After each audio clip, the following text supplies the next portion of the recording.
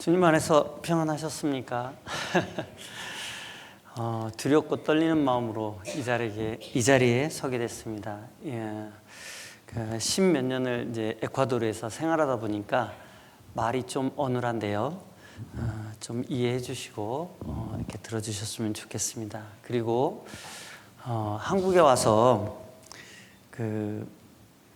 맛있는 것을 많이 먹었거든요. 모든 게 다 맛있더라고요. 너무 감사가 됐어요. 근데 이제 에콰도르는 이제 음식이 한국과 좀 다르게 좀 기름진 것들이 많이 있거든요. 그래서 좀 밥도 이제 쌀도 이렇게 후 불면 날아가는 그런 쌀들이 많은데요. 그래서 이제 적응하기가 조금 어렵습니다. 그러다 보니까 이제 한국에 와서 이제 음식을 먹게 되면 너무 맛있더라고요. 근데 오늘 좀 불편하실 것 같아요. 왜냐하면 한국에는 이제 말씀이 풍성하고 그 다음에 훌륭하신 목사님들이 많으셔서 그 좋은 말씀을 항상 공급받았는데 갑자기 말도 지금 어눌한 사람이 와가지고 이렇게 좀 거친 이렇게 표현들도 나올 수도 있고 좀 뭐랄까 말씀이 그렇게 좀 이렇게 가깝게 와닿지 않을 수도 있습니다. 왜냐하면 이제 많은 것들이 이제 에콰도르에 적응이 돼 있다 보니까 그런 부분들이 있을 수 있을 것 같습니다. 그래서 좀 이해하면서 들으시면 좀 감사하겠고요. 그리고 이제 어떤 말씀을 준비할까 하다가 말씀을 이렇게 준비하는 것보다 이제 생활하면서 깨달았던 그리고 그 선교하면서 어떤 일을 경험하면서 하나님의 말씀이 이렇게 마음에 와닿았던 것들, 평소에 읽었던 말씀인데 읽었던 말씀들 중에 정말 이 말씀이 이런 뜻이었구나, 어떤 감격을 받았던 그런 내용들을 가지고 함께 잠깐 교제하려고 합니다. 그래서 좀 불편하시더라도 마음을 넓게 여시고 귀를 활짝 열어서 이렇게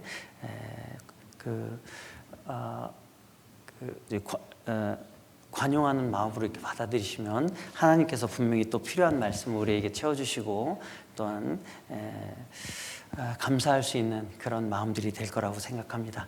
잠깐 기도하고 함께 시작하겠습니다.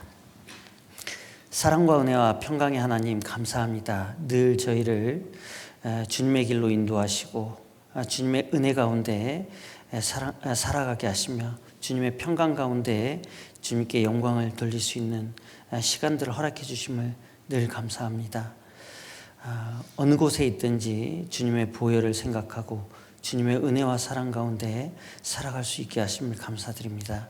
오늘 특별히 군산교회에서 함께 할 수 있는 귀한 시간 허락해 주셨습니다.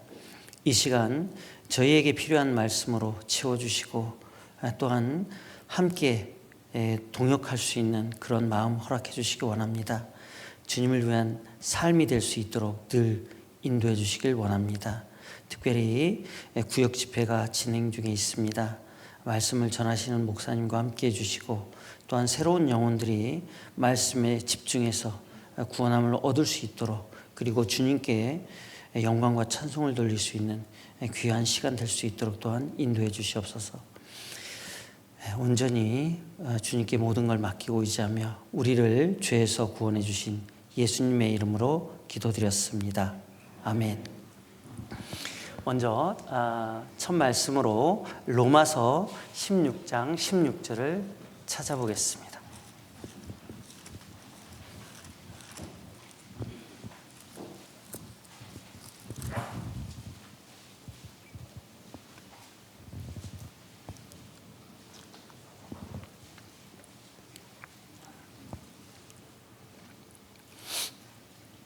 처음에 인사를 할 때 제가 늘 이 말씀을 찾는데요. 로마서 16장 16절 말씀 찾으셨으면 천천히 함께 읽어보겠습니다. 너희가 거룩하게 입맞춤으로 서로 문안하라. 그리스도의 모든 교회가 다 너희에게 문안하느니라. 거룩하게 입맞춤으로 서로 문안하라. 이 당시에 남자는 남자와 여자는 여자와 이렇게 입 맞추고 인사하는 게 이 나라의 이 로마의 어떤 문화였던 것 같습니다. 그러다 보니까 이렇게 서로 문안하라고 사도 바울이 권고했습니다. 오늘날 우리에게도 필요한 말씀이라고 필요한 말씀입니다. 항상 우리가 교회에 선교지에 있다가 한국에 방문하게 되면 교회를 방문하게 되는데요. 이때마다 어떤 마음으로 말씀을 준비하고 전해야 될까 생각할 때 여기 있는 말씀처럼 거룩하게 입맞춤으로 서로 문안하라. 거룩하다는 것은 순수하다, 그리고 거짓이 없다, 꾸밈이 없다, 그리고 어떤 주님 안에서 거짓됨이 없는 그런 삶을 표현한다고 할 수 있겠습니다. 이러한 모습으로 서로 문안하는 게 필요하다는 말씀이라고 생각되어집니다. 그래서 항상 말씀을 준비하는 가운데, 인사하는 가운데 내 자신을 돌아보고 스스로 반성할 것이 있으면 반성하고 버릴 것이 있으면 버리면서 이렇게 앞에 서게 됩니다. 그리고 많은 형제자매님들 앞에 선다는 것도 굉장히 두렵지만 사실은 이 자리에 항상 설 때마다 생각하는 것은 주님 앞에 서 있다. 그래서 주님 앞에서 부끄럽지 않은 모습으로 서 있어야 되겠다. 그리고 만약에 잘못된 모습이 있다면 기도함으로 버리고 잘못된 것을 버리고 이렇게 서 있게 됩니다. 그리고 또 한편으로는 굉장히 두렵고 떨리는데요. 주님 앞에 서 있음으로 인해서 주님이 분명히 도와주실 거다, 함께 해주실 거다, 그러한 또 믿음이 있습니다. 그렇기 때문에 또 이렇게 말씀을 전할 수 있습니다. 사도 바울이 이렇게 권고했듯이 각 교회에서 우리가 서로 인사하는 게 꼭 필요합니다.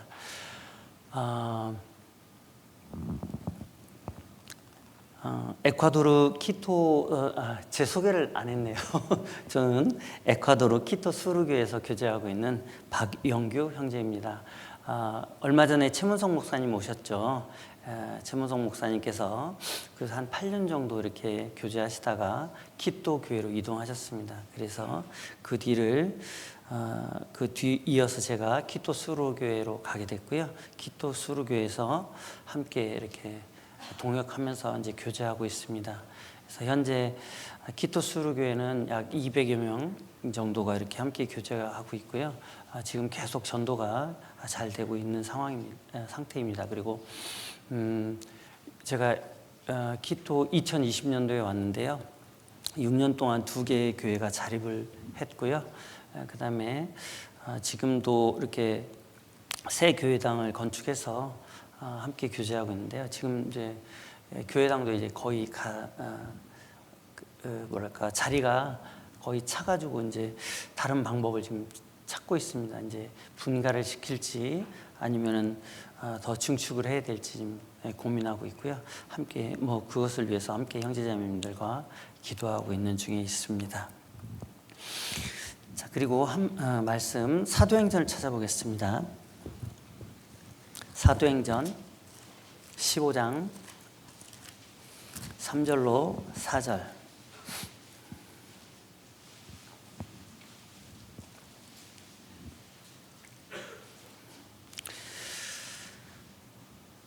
제가 읽겠습니다. 저희가 교회의 전송을 받고 베니게와 사마리아로 다녀가며 이방인들의 죽게 돌아온 일을 말하여 형제들을 다 크게 기쁘게 하더라. 예루살렘에 이르러 교회와 사도와 장로들에게 영접을 받고 하나님이 자기들과 함께 계셔 행하신 모든 일을 말하며. 사도 바울이 예루살렘에 총회에 갈 일이 있었습니다. 그래서 어떤 문제로 인해서 그 문제에 대해서 교제하고 함께 의논하기 위해서 예루살렘으로 올라갔는데요. 이때 사도 바울이 선교 보고를 하면서 무엇을 했냐면 이방인들이 죽게 돌아온 일을 말하여 형제들을 다 크게 기쁘게 하더라. 이게 사도 바울이 선교를 했던 것처럼 오늘날 선교사들의 일이라고 생각합니다. 선교사들이 해외에 나가서 말씀을 전하고 주님의 일을 할 때 많은 어려움들이 있겠죠. 그리고 많은 희생과 수고가 있지만 그런 희생과 수고 가운데 사실은 한국 교회의 도움이 많이 있었거든요. 당시에도 그랬을 거라고 생각합니다. 예루살렘이 중심이 돼서 하나님의 복음이 전해졌고, 그 다음에 예루살렘으로 시작해서 예루살렘에서 해외로 이제 복음이 이방 나라로 주님의 복음이 증거됐습니다. 그리고 증거되는 가운데 있었던 일들을 예루살렘으로 돌아와서 형제들에게 그 하나님의 이방인들이 구원받는 이런 모습들을 증거하고 전했을 때 예루살렘에 있는 형제자매님들이 매우 기뻐하고 하나님께 영광을 돌렸을 거라고 생각되어집니다. 마찬가지로 저희들도 말씀을 증거하고 전할 때 하나님을 의지하고 말씀을 전하거든요. 그런 가운데 이방인들이 구원받는 모습을 볼 때 너무 감사가 되기도 하지만 이것을 한국에 왔을 때 한국 교회에 전하는 가운데 큰 기쁨을 얻고 또한 위로를 얻습니다. 왜냐하면 형제자매님들이 자기 일처럼 기뻐하시더라고요. 그리고 우리 교회가 이렇게 했다 이런 식으로 생각하기도 하고 하나님이 역사하시는구나. 한국에서도 역사하지만 동일하게 해외에서도 역사하고 계시는구나 이런 마음들 때문일 거라고 생각합니다. 특별히 한국은 민족성이 강하기 때문에 우리가 이렇게 할 수 있었구나 하나님의 도우심으로 이런 마음들이 있으셔서 같이 기뻐해 주시고 위로해 주십니다. 그래서 힘을 얻고 또한 이렇게 되돌아가는 일들이 많이 있었는데요. 그래서 어떤 말씀을 준비할까, 어떻게 형제자매님들에게 이 선교 보고를 할까 할 때 이 말씀이 저에게 탁 들어오더라고요. 선교 보고라는 게 별거 다른 게 아니구나. 우리가 복음을 전하는 것, 이것이 선교 보고구나. 그리고 형제자매를 기쁘게 하는 게 선교 보고구나 이렇게 생각했습니다. 그래서 이 말씀을 붙잡고 그 선교지에서 있었던 일들을 이렇게 간증하는 게 좋겠다라는 생각이 들었습니다. 그리고 또 하나는 여기 4절에 보면 예루살렘에 이르러 교회와 사도와 장로들에게 영접을 받고 하나님이 자기들과 함께 계셔 행하신 모든 일을 말하며 하나님이 함께 계셔 행하신 모든 일을 말했다고 되어 있습니다. 한국에 있을 때는 잘 느끼지 못했습니다. 하나님이 우리와 함께 하신다. 물론 이제 많이 배웠죠. 많이 듣고 그리고 함께 해주시는 것을 경험하기도 했습니다. 그러나 외국에 가 있다 보면 뭐라고 해야 될까? 우리가 생각지도 못한 일들이 많이 있거든요. 한국에서는 경험하지 않아도 될 일들을 경험할 수도 있고, 그리고 이제 외국인이다 보니까 좀 좀 무시당하는 그런 것도 있거든요. 후진국이나 선진국이나 그건 동일한 것 같습니다. 그러니까 언어가 안 되니까 좀 이렇게 이렇게 본인들도 대화를 하다가 언어가 안 되면 좀 이렇게 퉁명스럽게 나올 수 있는데요. 그러한 모습들이 있거든요. 그러다 보니까 그럴 때마다 이제 좀 힘이 들기도 하지만 한편으로는 그게 대수인가 이런 생각도 들고, 그리고 어떤 행정적인 업무라든지 그 교제하는 가운데 어떤 문화적인 이해관계가 안 되는 부분들로 인해서 교제가 잘 안 되는 부분들이 있습니다. 그리고 서로 오해로 인해서 이렇게 좀 문제가 돼서 안 나오시는 분들도 가끔 있고요. 근데 이제 지금은 그렇지는 않은데요. 처음에는 이제 그러한 일들이 있었거든요. 그러나 그러한 과정 속에서 하나님께 기도하고 매달리는 과정 속에서 하나님께서 역사하심으로 인해서 모든 일이 순조롭게 해결이 되고, 또한 저희들이 언어를 스페인어를 쓰는데요, 스페인어를 완벽하게 구사하지 못합니다. 외국인들이 한국에 와서 한국말을 100% 완벽하게 하는 분들은 거의 드물잖아요. 오래 계셨다 하더라도. 네, 마찬가지입니다. 지금도 이제 완벽한 표현은 안 되지만 처음에 갔을 때는 정말 말도 안 되는 게 단어만 조합하는, 그리고 이제 때로는 그분들이 이해하지 못하는 그런 말로 이렇게 전도를 했거든요. 그런데도 희한하게 그거 상관없이 구원받는 역사가 일어나더라고요. 왜냐하면 우리들이 쓰는 언어가 성경을 우리들이 하는 말이 중요한 게 아니고 성경 말씀을 스페인어로 읽으니까요, 성경이 말씀이 연결이 돼서 그 말씀을 이해함으로 그분들이 구원받는 그런 경험을 하게 됐습니다. 그리고 그러한 일들이 성령의 역사라는 것을 뼈저리게 느끼게 됐죠. 그래서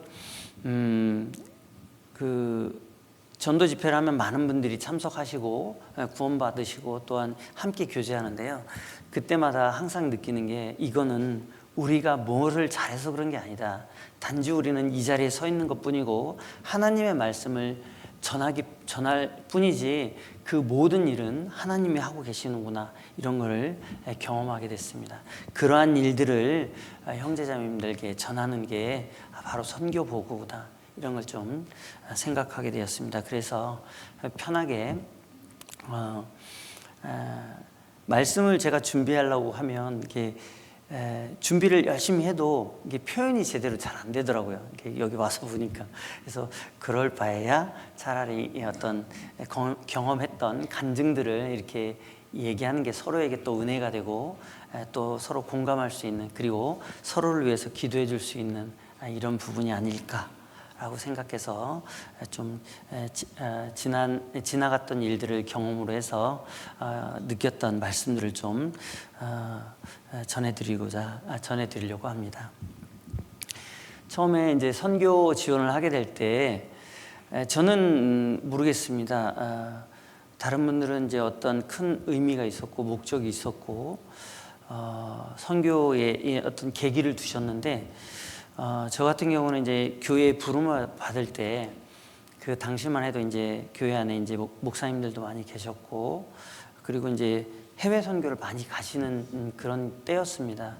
그러다 보니까 이제 전도인으로 부름을 받을 때 당연히 해외 선교를 가야 되는구나, 이렇게 생각하고 교회에 들어가게 됐고요. 그리고 시간이 돼서 어느 때가 되니까 선교에 대한 마음을 하나님이 주셨고, 그리고 선교를 지원하게 됐습니다. 그래서 이제 에콰도르로 가게 됐고요.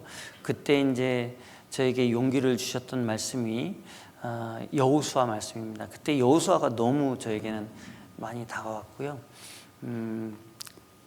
그 말씀을 읽으면서 다른 생각을 하지 않게 됐습니다. 이제 선교지 가게 되면 뭐 이런 거면 저런 거면 이제 환경적인 문제부터 그 교육 문제 많이 있지 않습니까? 근데 그런 거 생각하면 전혀 못 가거든요.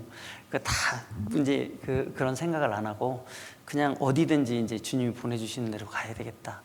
근데 이제 에콰도르에서 어떤 목사님께서 이제 계속 전화를 주셔가지고 지원을 하게 됐습니다. 한 번, 두 번 때는 내가 할 수 있을까 이런 생각했는데, 세 번째 이렇게 전화가 왔을 때는 이거 하나님 말씀이다. 그 목사님이 나에게 말씀하는 게 아니고 하나님께서 나에게 이렇게 말씀하시는구나 라는 생각이 들었습니다. 그래서 지원을 하게 됐고요. 그때 여호수아서를 보면서 무슨 생각을 했냐면, 여호수아가 이스라엘 백성들을 인도해서 가나안 땅에 들어가야 되는데, 모세는 광야에서 40년을 살았고 여호수아가 모세를 보필하면서 그 이스라엘 백성들이 모세를 대적하는 부분들을 많이 보고 경험했을 겁니다. 그러한 모습을 보고 갑자기 이제 모세가 이제 죽고 여호수아가 이스라엘 백성들을 이끌고 가나안 땅에 들어가서 전투를 해서 그 땅을 점령해야 될 때 과연 그 마음이 편했을까? 저는 그렇지 않다고 보거든요. 그 하나님의 기적과 이적을 보면서도 그렇게 불평과 불만이 많았던 이스라엘 백성들이 전투를 하게 되면 분명히 피를 보게 되고 많은 사람이 다치게 되고 혹은 죽기도 하고 이때 과연 이스라엘 백성들이 불평불만이 없을까? 이런 생각도 했을 거라고 저는 생각합니다. 그리고 그 이스라엘 백성들을 이끌고 들어가서 전투를 하면서 많은 어려움들이 있을 텐데 그런 것들을 그 어려움들 그리고 전투에 대한 두려움이 있을 거라고 생각합니다. 근데 하나님께서는 여호수아에게 나타나서 야, 걱정하지 마. 내가 너와 함께 할 것이고 내가 너를 떠나지 아니하며 버리지 않을 거다. 너와 함께 할 거다. 그리고 떠나지 않으려 할 거다. 그 다음에 버리지 아니할 거다. 이 말씀이 너무 확 와닿습니다. 그래서 그 말씀이 여호수아에게 하신 말씀이 아니고 그 말씀이 지금 나에게 하나님이 지금 나에게 하시는 말씀이구나. 그래서 그 말씀을 의지해서 선교를 지원했던 기억이 납니다. 그리고 지금도 그 말씀은 저에게 큰 힘이 되고 있습니다. 에콰도르 상황은 뉴스나 죄송합니다.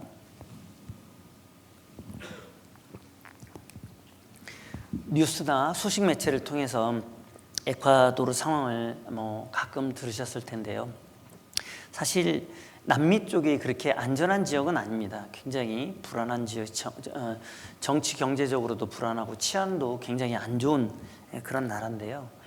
그럼에도 불구하고 선교사님, 에콰도르에 있는 선교사님들이 힘있게 말씀을 전할 수 있었던 것은 하나님의 보호하심과 인도하심이 있었기 때문에 가능했습니다. 그리고 지금도 하나님의 보호하심과 인도하심 속에 있다는 것을 전도인 모임 때라든지 혹은 수양의 기간에 이렇게 함께 교제하면서 항상 그것을 교제하거든요. 많은 어려움들이 있지만 항상 보호하심 속에 있고 그리고 기도하는 가운데 한국에서도 이제 기도의 응답을 받잖아요. 근데 희한하게 선교지에서 기도하잖아요. 그러면 기도의 응답이 막 바로바로 옵니다. 그런 건 느끼거든요. 네, 그러한 일들을 경험하면서 이제 서로 이제 위로를 하고 하나님이 우리를 보호하신다. 그 어떠한 사건 사고가 있더라도 우리가 여기서 주님의 말씀을 전하자. 이런 이제 다짐도 하고 그러는데요. 실제로 하나님께서 이렇게 보호하고 계시더라고요. 여호수아가 그걸 경험했고 또한 한국 교회에서도 여러 형제자매님들이 그런 것을 경험한다고 생각합니다. 에콰도르도 마찬가지입니다. 치안적으로 불안하고 모든 것이 좀 부족하지만 그럼에도 불구하고 하나님의 은혜 가운데요 힘있게 복음을 전하고 있습니다. 그래서 지금 현재 약 30개의 교회가 현지 전도인들 포함해서 30개 한국 선교사님이 6분 계시고요. 5개 교회에서 한국 선교사님이 계십니다. 물론 그 선교사님들은 그 에콰도르의 그 메인 도시, 큰 도시에서 이렇게 그 교회를 세우고 거기 안에서 그 도시에서 말씀을 전하고 있고요. 그 참 잘한 것 같아요. 큰 도시에 선교사님들이 계시고 그 도시에서 작은 도시로 이렇게 이동해 가면서 말씀을 전하거든요. 그 말씀을 전하는 가운데 교회가 세워지면 현지 전도인들 보내서 그리고 현지 전도인들이 이렇게 잘 할 수 있도록 그 주변에 도시 주변에 있는 현지 전도인들을 이렇게 좀 이렇게 돌아보면서 좀 서로 교제하고 있거든요. 그래서 현재 5개 교회에 6분의 선교사님이 계시고요. 그리고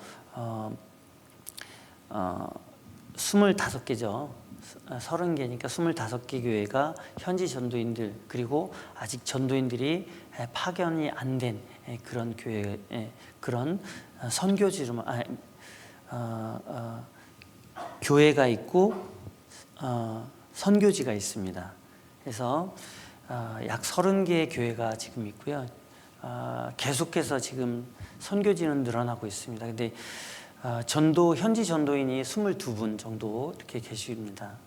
그리고 교육 받는 분들이 이제 몇 분 계시긴 하는데, 교회가 서는 것보다 전도인들이 서는 속도가 조금 이렇게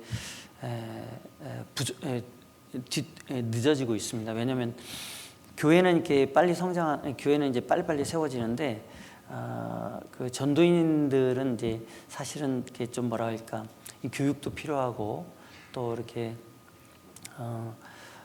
할 수 있는 분들이 세워져야 하기 때문에 많은 또 이제 검증도 있어야 되고, 또 기도하는 가운데, 교제하는 가운데 이렇게 좀 이분 좀 괜찮겠다 이렇게 생각되는 분들이 추천해서 올라가긴 하는데, 다 이렇게 전도인으로 세워지는 건 아니거든요.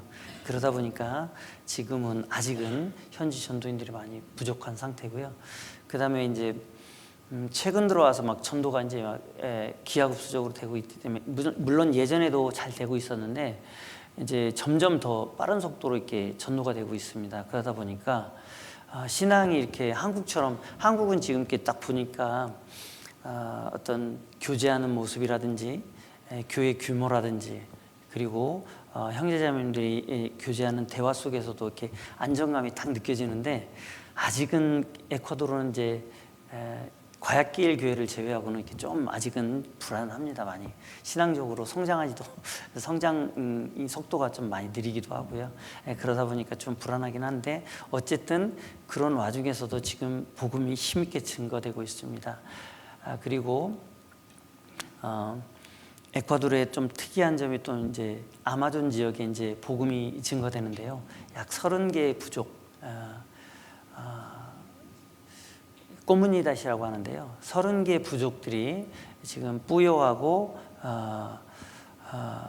마카스에서 이렇게 모임을 갖고 있습니다. 그리고 거기에 계신 전도사님들이 그 아마존 깊숙이 들어가서 말씀도 전하고, 그 다음에 전도 집회도 하고, 그리고 1년에 2번 전도 집회를 하는데, 아마존 전도 집회를 하는데요. 그때 아마존에 계시던 분들은 다 나오셔서 그 마카스 죄송합니다. 마카스에서 이렇게 수양회를 합니다. 지난해에 수양회를 했는데 한 1,300명 정도 이렇게 참석을 했습니다.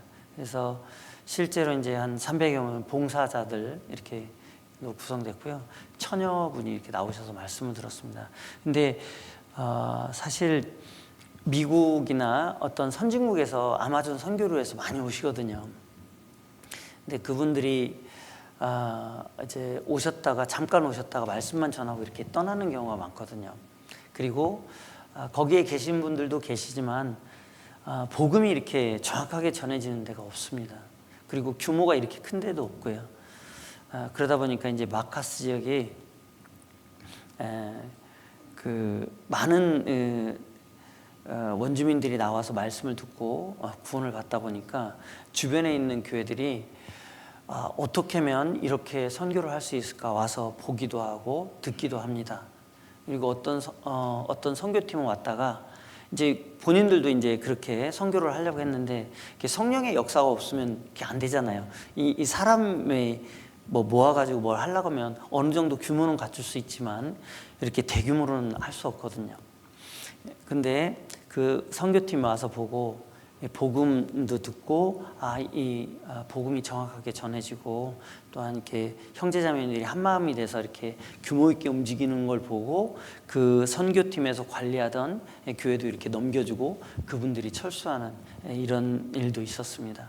놀라운 일이죠. 사실은 하나님이 그런 그 아마존에도 복음의 역사가 일어나게 하시고, 또한 저희 교회를 통해서 하나님의 복음이 그 아마존 전 지역에 지금 퍼져가고 있습니다. 그것은 우리가 할 수 있는 일은 아니었고요. 성령의 역사로 그렇게 되었습니다. 그래서 지금 현재 지금 화면이 나오는지 모르겠는데요. 화면 좀 잠깐 보여주시겠습니까? 이게 에콰도르 교회 현황입니다. 5개 교회는 현재 여기 5개 도시에 한국 선교사님들이 계시고요. 그 다음에 여기 18개, 19개 교회는 현지 전도인들이 파견되어 있고요.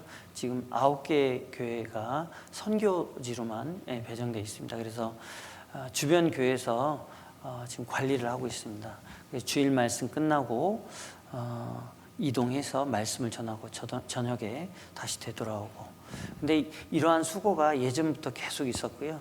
지금은 그래도 가까운 지역에 이동을 하기 때문에, 물론 이제 간혹 이제 먼 지역도 갑니다. 뭐 3-4시간에 가야 되는 데도 있는데요. 그러한 지역에 가서 지금 말씀을 전하고 있습니다. 그래서 복음이 전해질 수 있게 기도해 주시는 것도 필요한데요. 선교사님들 그리고 현지 전도인들이 좀 세워질 수 있도록 좀 관심을 갖고 기도를 해주시는 게 정말 필요할 것 같습니다.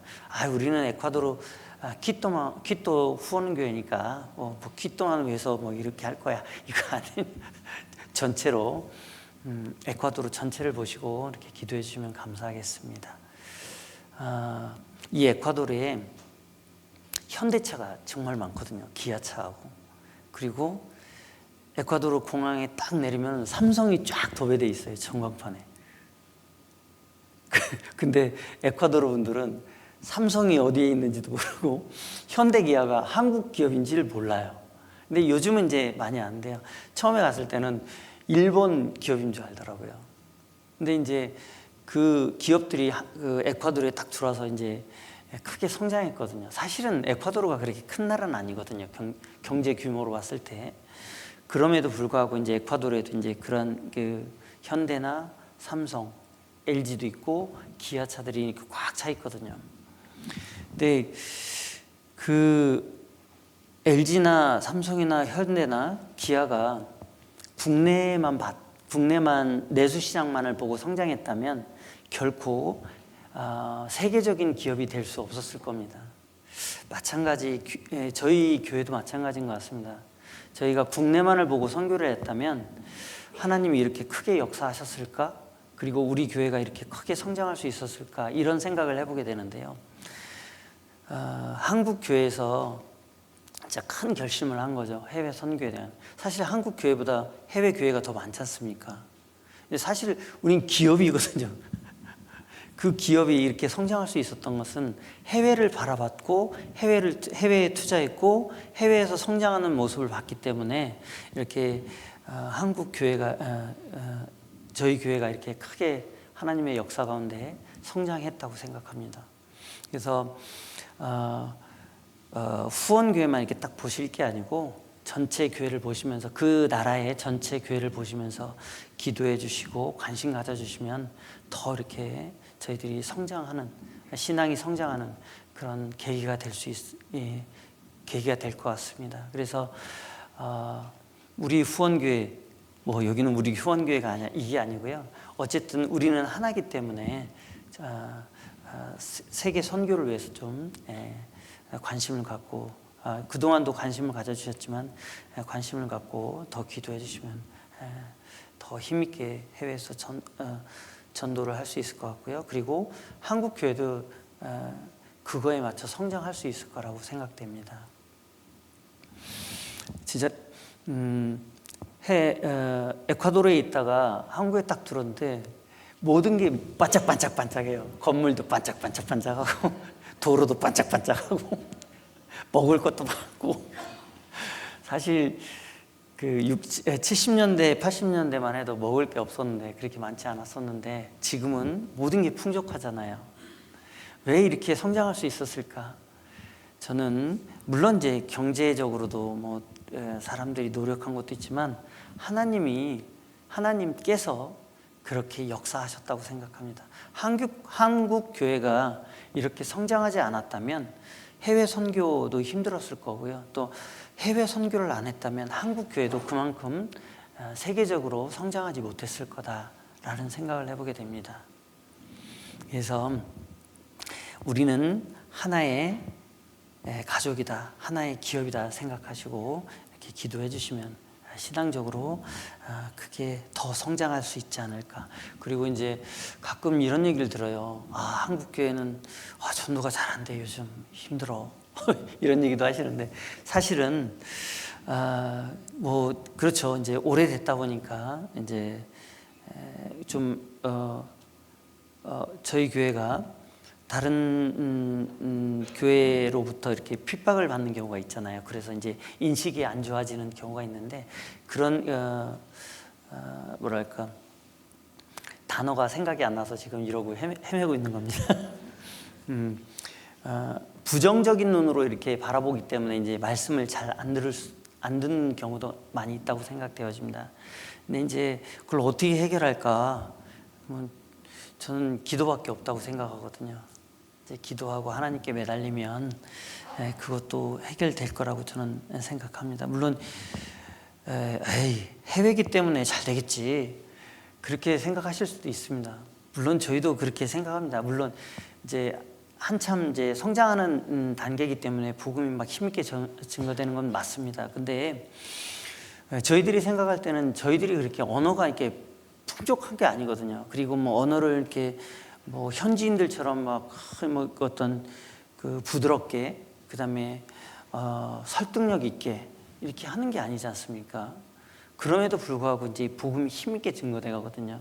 왜 그러냐면 우리가 못하는 걸 알기 때문에 하나님을 의지할 수밖에 없습니다. 간절히 기도하고, 그 다음에 말씀에 매달릴 수밖에 없어요. 그리고 말씀 중심으로밖에 할 수밖에 없어요. 왜냐하면 우리가 언어가 능숙하지 않기 때문에 말씀을 연결해주고, 말씀이 이제 있으면 말씀을 통해서 구원받게 해야 되기 때문에 말씀으로 구원받는 거잖아요. 말씀을 많이 찾거든요. 진짜 많이 찾습니다. 근데 그분들이 그 말씀을 보면서 이해를 하면서 구원받는 역사가 많이 일어나거든요. 그래서 한국도 정말 이제 간절히 주님께 매달리고, 그리고 또한 말씀 안에서 말씀으로만 증거한다면 그 성령이 역사하기 때문에 복음이 힘있게 증거될 거라고 생각됩니다. 그리고 한국이 아니더라도 외국이 이렇게 성장하고 있다는 것은 한국 교회에서 그만큼 관심과 기도와 후원이 있기 때문에 성장하고 있는 거지 않습니까?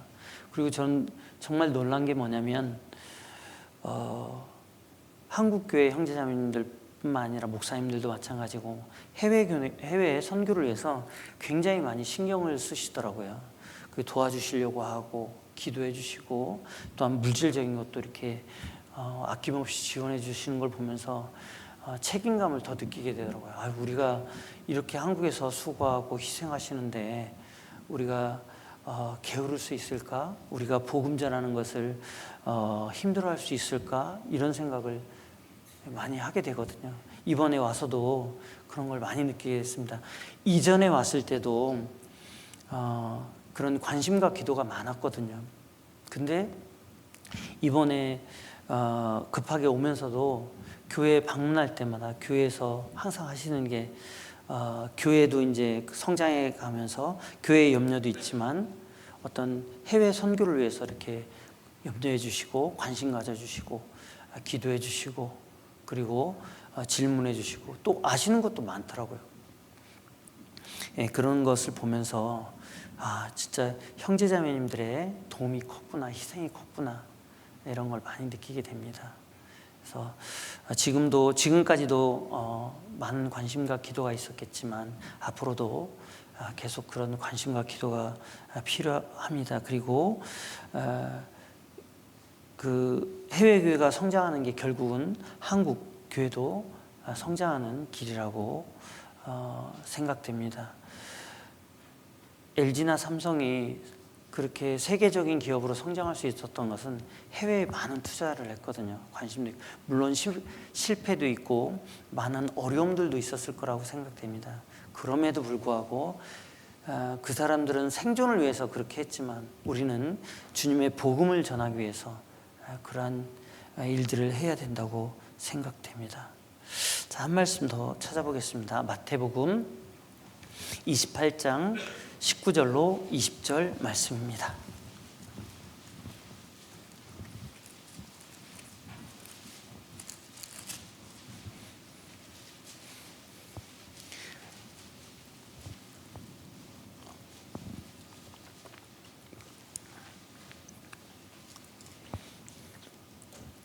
마태복음 28장 19절로 20절 제가 읽겠습니다.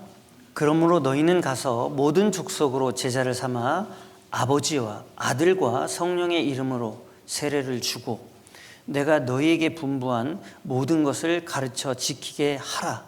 볼지어다 내가 세상 끝날까지 너희와 항상 함께 있으리라 하시니라. 예수님의 약속이고 예수님의 명령이지 않습니까?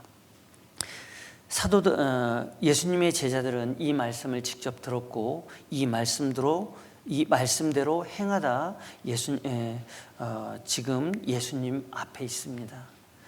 그 뒤를 이어서 저희들이 이제 이 복음을 전 세계에 전해야 될 책임이 있습니다. 선교사님들이 이렇게 수고해 주시니까 선교사님들의 일이니까 이렇게 생각할 수도 있는데요, 사실 그렇지 않습니다. 이것은 모든 형제자매님들이 참여해야 될 일들이고요, 그리고 이렇게 하라고 다른 사람이 이야기한 게 아니고 예수님이 직접 명하신 겁니다. 여기 보면 모든 족속으로 제자를 삼아, 먼저 너희는 가서, 이제 가야 됩니다. 우리가 전도를 하기 위해서 뭐 전화도 할 수 있고 문자도 줄 수 있는데 실제로 제일 좋은 방법은 직접 찾아가서 인사하고 교제하면서 그 마음을 사고 또한 그분을 초대해서 말씀을 듣게 하는 게 가장 효과적이잖아요. 선교도 마찬가지입니다. 직접 가서 뭐 TV나 어떤 인터넷 매체로도 이제 할 수 있겠지만 직접 찾아가서 그곳에서 수고하면서 말씀을 전해야 됩니다. 이게 주님의 명령이거든요. 너희는 가서 모든 족속으로 제자를 삼아 아버지와 아들과 성령의 이름으로 세례를 주고, 세례를 준다는 것은 복음을 전하는 겁니다. 누가 세례를 받을 수 있을까? 구원받은 사람이 세례를 받을 수 있지 않습니까? 물론 구원받지 않고도 세례 받을 수 있습니다. 그러나 그것은 주님 앞에 아무 의미가 없는 겁니다. 주님이 명령하신 것은 세례를 주라는 것은 이미 구원을 받았기 때문에 세례를 받을 수 있는 자격이 있고 세례를 줄 수 있는 겁니다. 고넬료가 정말 의로운 사람이었지 않습니까?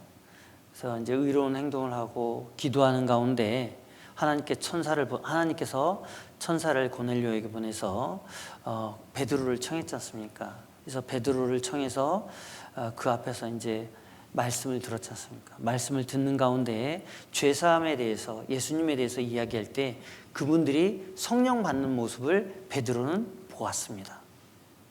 그때 베드로가 얘기하잖아요. 이분들도 성령 받네?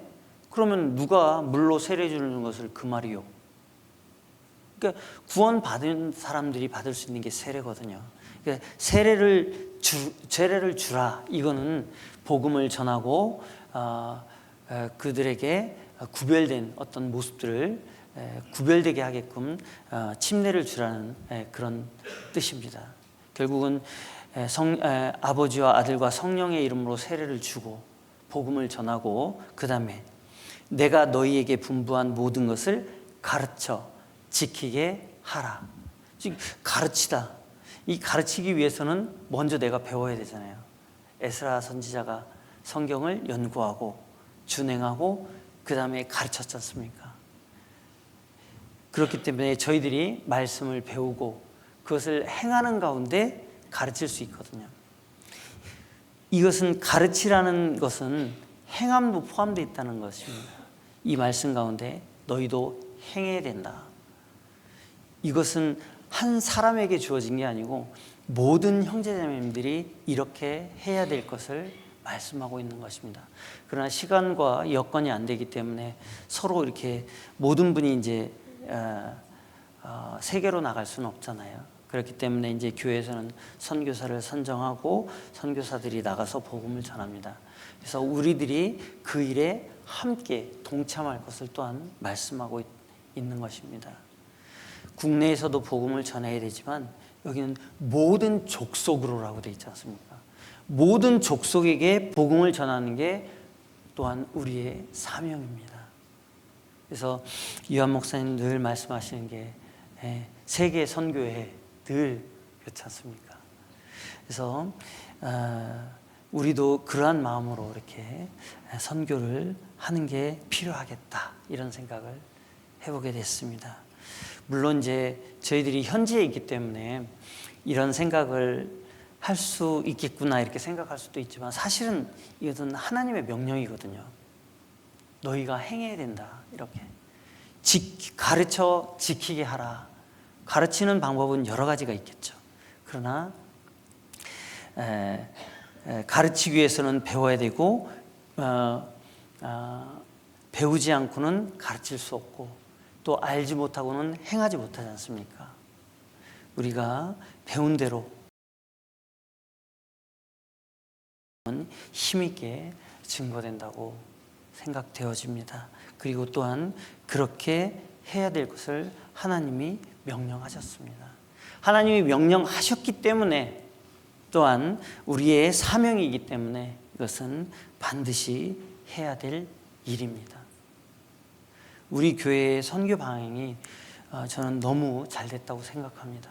그리고 그 일에 저희들이 함께 할 수 있다는 것은 정말 하나님의 크신 은혜와 사랑이었지 않나라고 생각합니다.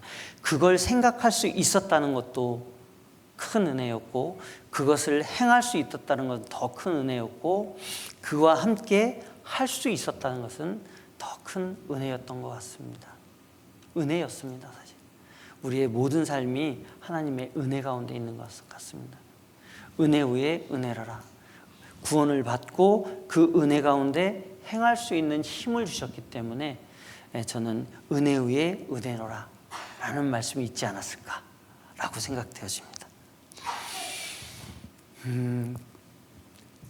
이제 잠깐 어려운 부분에 대해서 잠깐 말씀드리겠습니다. 이것만 말씀드려야 될 것 같네요. 해외 선교를 하게 되면 제일 어려울 게 뭘까요? 언어, 환경, 그 다음에 음식, 여러 가지가 있겠죠. 근데 우리가 생각하는 이제 어려움도 있지만 사실 생각지 못한 어려움들이 많이 있거든요. 이제 문화적인 차이도 있겠지만 그 문화적인 차이에서 오는 어떤 이질적인 것들이 있거든요. 그런 것들을 경험할 때 진짜 힘들다 이런 생각하는데 사실은 그게 힘든 게 아니었어요. 그 극복해야 될 사항이지 이거 어렵다 이거 어려운 일이다 이게 아니다. 그건 그냥 극복해 나가면 돼. 넘어가면 되는 일들이더라고요. 근데 실제 어느 분이 문득 그 얘기를 하시더라고요. 해외 선교지에서 가장 어려울 때가 언제일 것 같아요? 하나님의 말씀이 없을 때 진짜 힘듭니다. 저희들이 선교지에서 물론 신학원 수업도 계속 듣고 있고요. 에콰도르에서 스페인어로 이렇게 전도인 수련회 모임도 하고 있는데 사실 스페인어로 듣는 거는 감정 표현이 한정돼 있어요. 우리나라처럼 이렇게 어떤 감정을 표현하는 게 풍부하지가 않습니다. 그러다 보니까 굉장히 딱딱해요. 우리나라는 쉽게 얘기하면 파랗다, 푸르다, 퍼렇다, 시퍼렇다, 시푸르둥둥하다 이런 게 많잖아요. 근데 거기는 아수리예요. 솔로 딱 하나입니다. 그러다 보니까 이게 표현이 안 돼요. 그리고 이쁘다, 예쁘다, 아름답다 여러 가지 표현이 있잖아요. 한국 표현. 보니또예요. 그러니까 그런 표현들이 딱 한정돼 있어요. 그러다 보니까 스페인어로 이렇게 그분들이 느끼는 거는 풍부하게 느낄 수 있는데 저희들이 느낄 때는 이렇게 미사여구들이 좀 어떤 때는 필요하잖아요. 그럴 때 느끼는 감정들이 있는데 그런 것들이 많이 축소가 되죠. 그러다 보니까 말씀을 듣는 가운데도 좀 하나님의 말씀인데도 불구하고 이 마음이 좀 두대지는 거죠, 사실은. 그때 느낀 게 말씀 공급이 좀 잘 안 되고 있구나. 근데 한국에 있을 땐 전혀 그런 거 못 느끼잖아요. 여러 목사님들 오셔가지고 같은 동일한 말씀인데 여러 표현으로 설명해 주시고 그 말씀을 잘 이렇게 이해될 수 있게 설명해 주시고 하는데 그런 부분들이 많이 막히게 되죠. 그러다 보니까 저희 마음들도 굉장히 삭막해져 가는 걸 느끼게 됩니다. 그래서 진짜 이 표현이 정확하다. 하나님의 말씀이 없을 때 이길 수도 없고요. 어떤 극복하는 것도 힘들고, 자, 말씀이 공급되지 않는 게 가장 어렵겠구나, 이런 생각을 하게 됐습니다. 그때 문득 생각되었던 말씀이 이사야 말씀 35장 1절 말씀인데요. 광야와 메마른 땅이 기뻐하며 사막이 백합화 같이 피어 즐거워하며. 사막에 백합화가 피면 얼마나 아름다울까요? 이제 진짜 불모지, 아무것도 없는 땅에 꽃 하나 탁 피면 진짜 이쁠 것 같지 않습니까? 근데 이 말씀이 이제 이스라엘 회복에 대한, 그리고 회복되었을 때 이제 주님을 찬양하는 이러한 말씀인데, 이 말씀을 읽는 가운데 사막의 백합화, 선교사님들의 어떤 모습들이 이런 모습이 아닐까. 정말 불모지에 꽃 한 송이가 피어서 그게 이제 희생이 되면서 그 주변에 이제 백합화가 쫙 퍼지면서 하나님 보시기에 아름다운 꽃으로 변해가는 모습들. 근데 어떤 말씀의 공급이 원활하지 않지만, 그럼에도 불구하고 그 가운데서 하나님의 말씀을 증거하면서, 또한 하나님의 말씀을 갈구하면서 살아가는 모습들, 그것을 하나님이 기쁘게 보실 거라고 저는 생각했습니다. 그리고 그러한 모습들이 하나님 보시기에 정말 아름답겠구나. 그래서 이제 저 혼자 스스로 생각합니다. 제가 생각한 거고요. 그래서 저의 모습을 그렇게 생각하면서 이제 좀 어려움들이 있어도 이제 극복해 나갈 수 있었는데요. 근데 이제 그 생각을 이제 뭐 오래전에 이제 그런 생각을 하고 있었는데, 선교팀이 한번 오신 적이 있어요.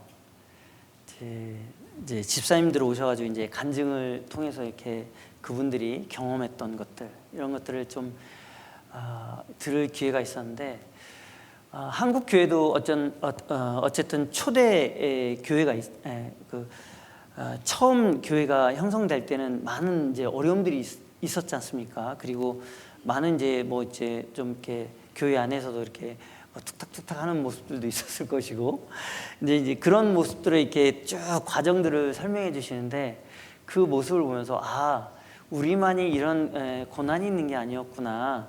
물론 이제 우리도 이제 이런 고난이 있었지만, 한국 교회가 성장하면서 많은 분들이 또한 고난 가운데 교회가 이렇게 성장할 수 있었구나, 이런 걸 생각하게 되면서 뭔 말씀이 생각나냐면, 아가서에 있는 1장 말씀, 나는 샤론에 수선하여 골짜기에 백합화로다. 여자들 중에 내 사랑은 가시나무 가운데 백합화 같구나.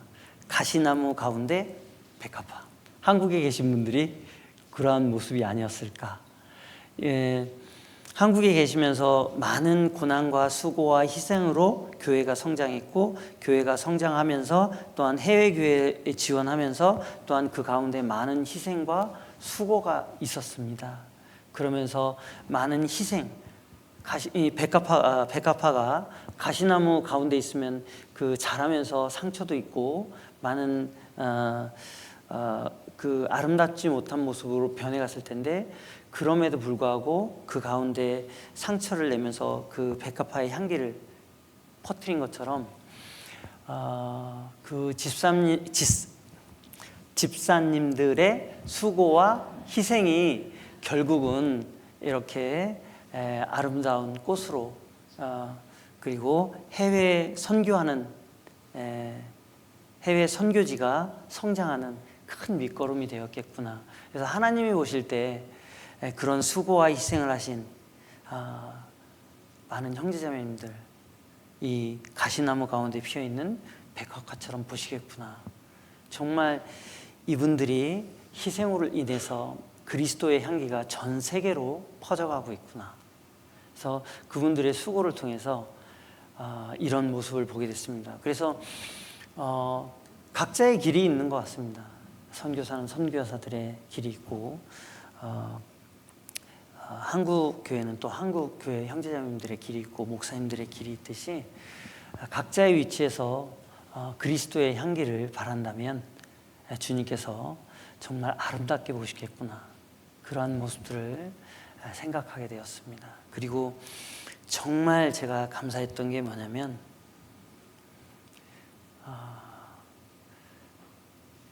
이 말씀 찾아보겠습니다. 고린도전서 15장 10절. 고린도전서 15장 10절.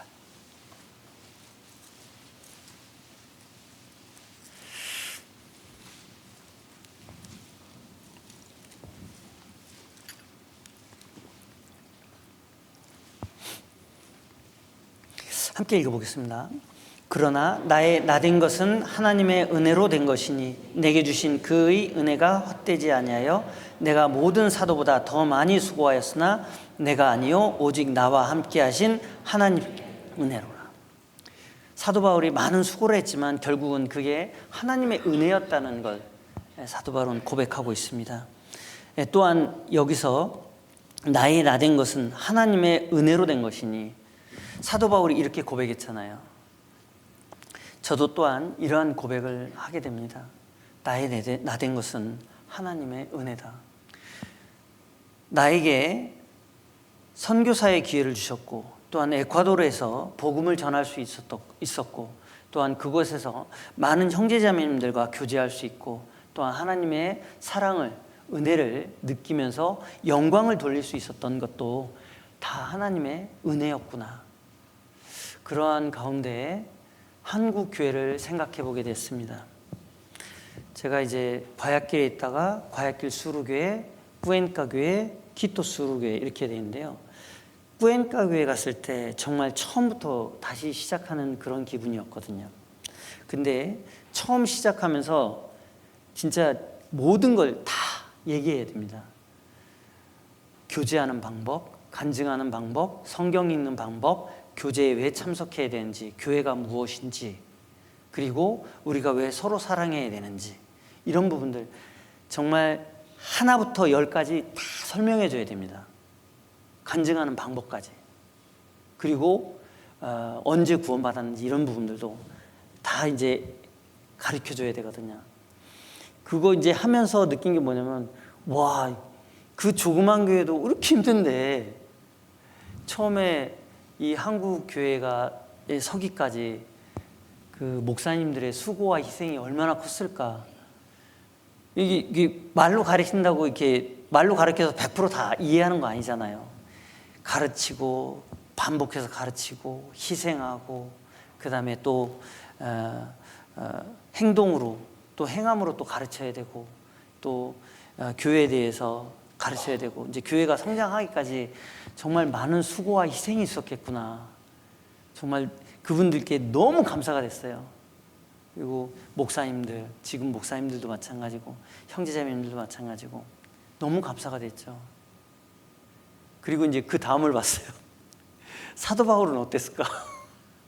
이제 선교사님들은 대부분 보면 사도 바울을 꿈꿀 거예요. 사도 바울이 갔던 길을 경험하게 되거든요. 이제 강도나 어떤 선교의 강도나 그다음에 이제 고생과 수고는 그분에 미치지 못하죠. 근데 조금씩은 맛보고 가는 것 같아요. 근데 그 사도 바울의 수고와 희생과 고난이 없었다면 과연 내가 복음을 들었을 수 있을까? 이런 생각을 하니까 너무 또 감사가 되는 거예요. 물론 목사님들도 수고하고 희생해 주셨기 때문에 제가 한국에서 구원을 받고 이렇게 주님의 은혜 가운데 살게 되었는데, 사도 바울을 보니까 이거는 어떻게 감당이 안 되는 거예요. 그분이 지나갔던 발자취, 그분의 하신 말씀들, 그런 것들 보면서 이분의 삶이 정말 위대했구나. 그분의 발자취라도 조금이라도 따라가면 좋겠다, 이런 마음을 갖게 됐습니다. 근데 조금 더 나가다 보니까 예수님을 보게 되더라고요. 예수님을 딱 바라봤을 때, 예수님이 십자가에서 이렇게 고난을 받고 희생하지 않으셨다면, 사랑을 우리에게 주시지 않았다면 내가 지금 이 자리에 있을 수 있을까?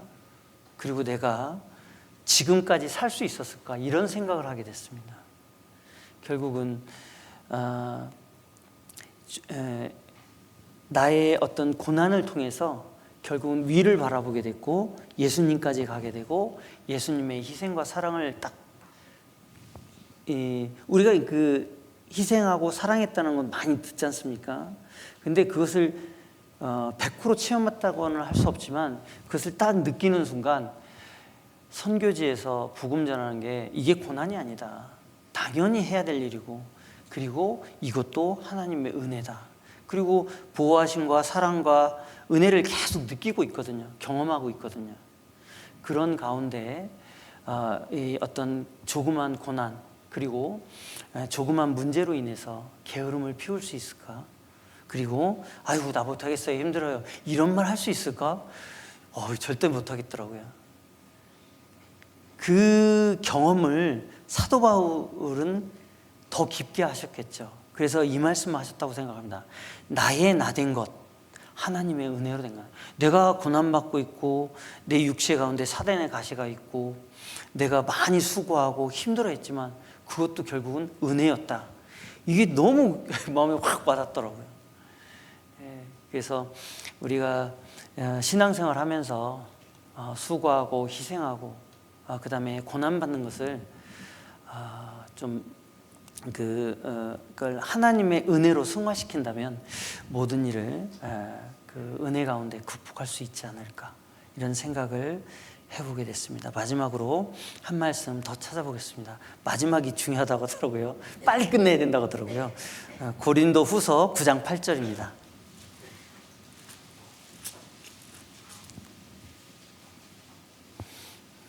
여기 보면 이렇게 말씀하고 있습니다. 하나님이 능히 모든 은혜를 너희에게 넘치게 하시나니 이는 너희로 모든 일에 항상 모든 것이 넉넉하여 모든 착한 일을 넘치게 하게 하려 하심이라. 그래서 은혜를 깨달은 사람은 이 착한 일을 넘치게 할 수 있습니다. 정말 하나님의 은혜를 구원도 이제 우리가 깨달은다고 하잖아요. 구원받고 주님의 피로 우리가 구원받았다는 것을 깨달을 때 이제 우리가 구원을 받는데 이 은혜도 마찬가지인 것 같아요. 은혜를 깨달으면 깨달을수록 우리가 할 수 있는 일들이 많을 거라고 생각됩니다. 우리가 희생하고 고난 가운데 희생하고 수고하는 게 바로 이러한 은혜를 깨닫기 위해서입니다. 또한 이 은혜를 깨닫음으로 인해서 우리가 할 수 있는 일이 너무 많습니다. 그래서 주님 안에서 항상 말씀으로 은혜 가운데 성장할 수 있었으면 좋겠습니다. 군산교회도 군산뿐만 아니라 모든 교회가 마찬가지인데요. 지금 많이 수고하고 희생하신다는 거 알고 있습니다. 그러나 이제 주님 오실 날이 이제 얼마 남지 않았다는 것을 우리가 이제 피부로 느끼고 있지 않습니까?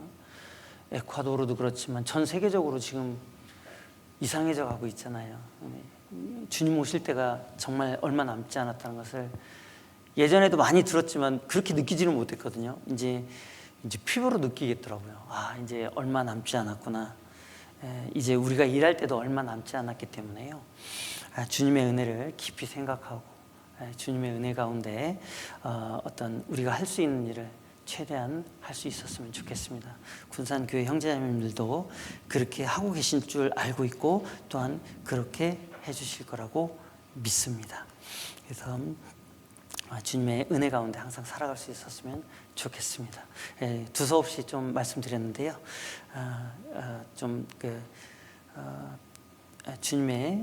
주님께서 필요한 말씀을 또 주셨을 것이라고 생각됩니다. 자, 잠깐 기도하고 마치겠습니다. 사랑과 은혜와 평강의 하나님 감사합니다. 저희들을 불러주시고 저희들을 각자의 위치에 세워주시고 또 마침맞게 쓰임받을 수 있도록 해주심을 감사드립니다. 저희에게 주어진 일들을 잘 감당하고 주님 안에서 평강 가운데 사랑으로 해결할 수 있도록 늘 인도해 주시길 원합니다. 언제나 저를 사랑하시며 우리를 죄에서 구원해 주신 예수님의 이름으로 기도드렸습니다. 아멘.